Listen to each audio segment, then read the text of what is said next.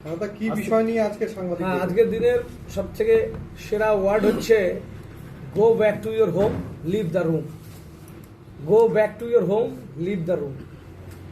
এই যে একটা ইনসালটেশন যেটা কে করছে, ভ্যানিশ কুমার, যিনি চিফ নির্বাচন কমিশনার, তিনি বলছেন তিনি 25 বছর ভারত সরকারের হয়ে আইএস অফিসার, তাদের শুনতে হচ্ছে। আমি যে অনুরাগ যাদব, যিনি অবজারভার কুচবিহারের, আমরা তার অত্যাচারে অতিষ্ঠ হয়ে যাচ্ছিলাম।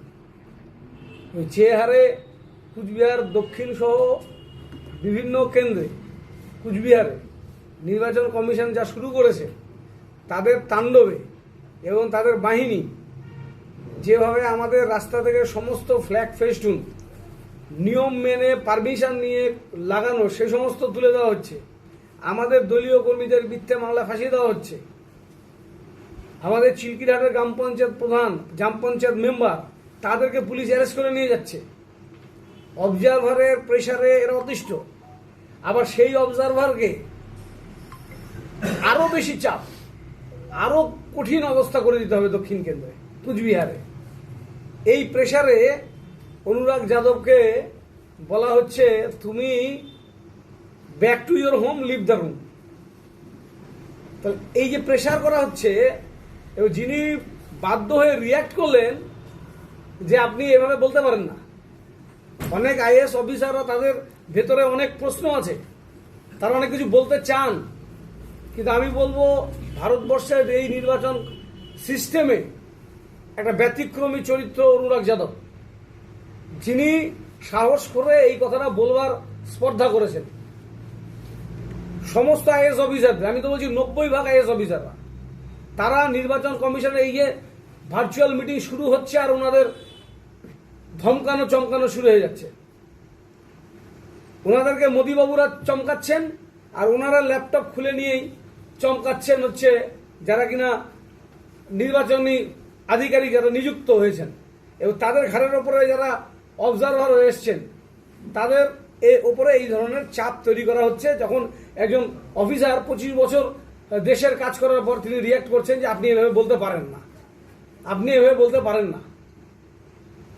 এই যে ভাষা সম্পর্কে তাকে ইঙ্গিত দেওয়া, তার উদ্ধত্ত সম্পর্কে তাকে অ্যালার্ট করা, এটা কিন্তু শুরু হয়ে গেছে। এবং আমি বিশ্বাস করি যে আগামী দিনে আরো অফিসাররা, যাদেরকে এত প্রেসারে রাখা হয়েছে নির্বাচনে পশ্চিমবাংলার ক্ষমতাকে ছিনিয়ে নেওয়ার জন্য, আমলাদেরকে, আইএস অফিসারদেরকে এইভাবে ব্যবহার করবে, এটা আইএস অফিসাররা কিন্তু মেনে নিচ্ছেন না, এবং তারা রিয়াক্ট করতে শুরু করেছেন।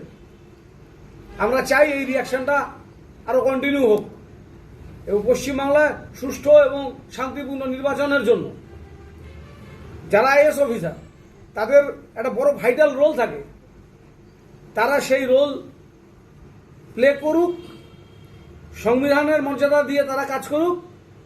এই সমস্ত গণেশ কুমারদের মতন জ্ঞানদাতারা, যারা সময়ের সাথে এসছেন, সময়ের সাথে হারিয়ে যাবেন, যারা একটা দলের তাবেদারি করার জন্য, কেন্দ্রীয় সরকার যাদের পরিচালনায়, তাদের তাবেদারি করার জন্য যারা এখানে বসেছেন, নির্বাচন পরিচালনা করে দিয়ে যে কোনো মূল্যে দিল্লি বিহারের মতন ক্ষমতা হস্তান্তর করে দিয়ে বিজেপির হাতে তুলে দেওয়ার জন্য যারা দায়িত্ব ঠিকা নিয়েছেন, সেই ঠিকা কিন্তু সব আইএস অফিসার নেয়নি। সেটা অনুরাগ যাদব সেটা প্রমাণ করে দিলেন। যদিও তাকে এই অবজারভারের জায়গা থেকে সরে যেতে হলো বলেই জানলাম, নোটিফিকেশন এখনো দেখিনি।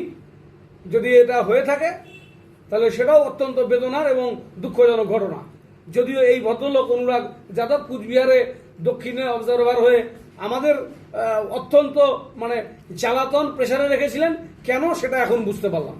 তাদের চাপে এত জ্বালা, এত নির্যাতন আমাদের উপরে হচ্ছিল, সেটাও আমরা বুঝতে পারলাম।